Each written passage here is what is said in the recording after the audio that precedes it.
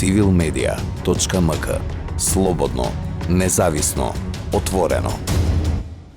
Иако некои од нас може да бидат информатичари, системиве информатички толку брзо се развиваат, што ние имаме постојано потреба да учиме и да го зголемуваме нашето знание. Во однос на безбедноста на компјутерските системи, може дури обичниот корисник да биде проблем во одредена мера. Да речеме, доколку софтверот кој што се користи на компјутерот е пиратски, има зголемена можност тој софтвер покрај тоа што бил украден и препродаден или нешто слично, да содржи со себе и разни други работи кои што може да се во корист на некого. Против интересите на против интересите да се вклучи, треба да се вклучи. Да, значи во основа, да речеме, ние и до ниво на обичен корисник кој што има пристап до одреден вебсайт да става, како да речеме блогер, да има пристап на некој си свој вебсайт со лозинка. Доколку има некаков шпионски софтвер на неговиот компјутер или па софтвер кој што е од оној тип на вируси кои што носат со себе некаков друг имаат некоја друга функција, дури таков тип на софтвер може преку личниот компјутер да инсталира додатен хакерски софтвер на вебсајтот кај што некој има пристап само, да речеме, рачно. Затоа е исклучително важно да се користат не само легален софтвер кој што е проверен и за кој што има гаранција, туку и да се инсталираат и оние мерки на безбедност како антивируси, антишпионски софтвери, антиспайвер како ги викат и слично, кои што цело време потоа преку интернет самите се надополнуваат. Тие сето тоа чини одредена сума пари, ништо не е бесплатно, но штетата е многу поскапа отколку заштедувањето преку пиратство. Она што сакам да кажам е дека тука ние имаме и во регионален контекст низа проблеми. Ние во Метаморфозис преку медиумите Мета, новинската агенција и порталот Портал сме дел од една регионална иницијатива за спротивставување на дезинформациите кои што ги преминуваат границите во Балканот.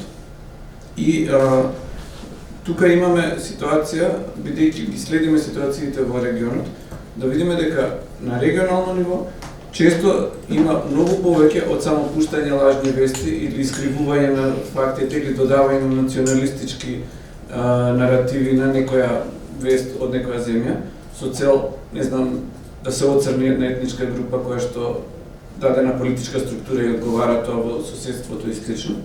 Но има и случаи кои што на некој начин покажуваат дека оние кои што се борат за слободата на изразување низ Балканот се мета на вакви напади. А истовремено знаеме дека често оние сили кои што се противници на демократијата понекогаш функционираат и координирано или си помагаат едни на други.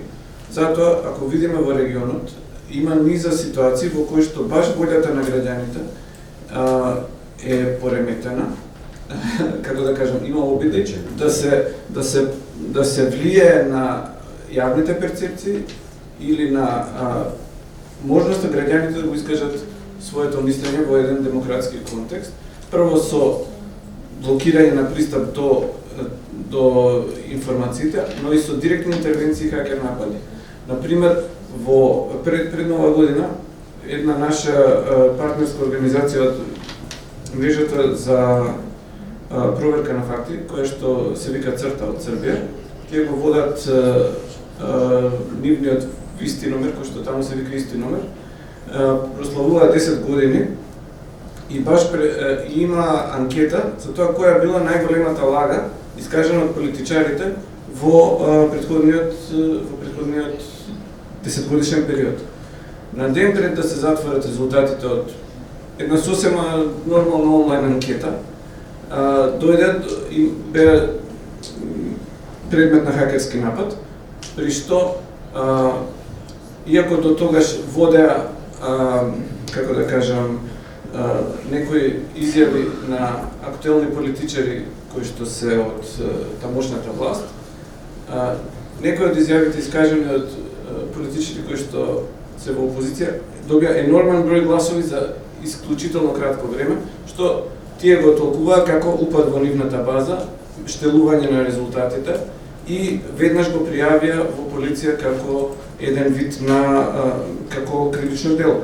Сега немам уште резултати до кај таа историја со српската полиција, но тоа е пример кој што покажува дека во нашава средина се е можно. И затоа е неопходно еден сеопфатен пристап. Веќе има чекори направено нашата држава во последниве години со воведување на нови стратегии, веројатно тие се дели од овој градењето на безбедносниот систем и влегувањето во НАТО.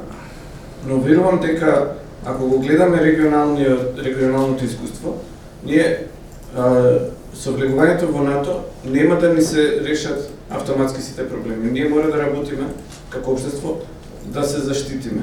Бидејќи гледаме дека и во соседството, откако Црна Гора влезе во НАТО, тек тогаш таму почна проблеми кои што се идентификувани како еден вид специјална војна за да се уништи некаква кохезија во тоа општество. Така што мислам некаква не баш кохезијата на општеството и функционирањето на државата. Значи меѓу другото. Така што мислам дека е исклучително важно да во вакви случаи брзо да се интервенира, да се направат сите можни мерки кои што ќе спречат вакви случаи на војна, иако тоа може да биде многу тешко, бидејќи ако е дистрибуиран нападот, можеби и да не може веднаш да профункционира тој некој систем на меѓународна правна помош, како го викаат во обвинителството. civilmedia.mk. Слободно, независно, отворено.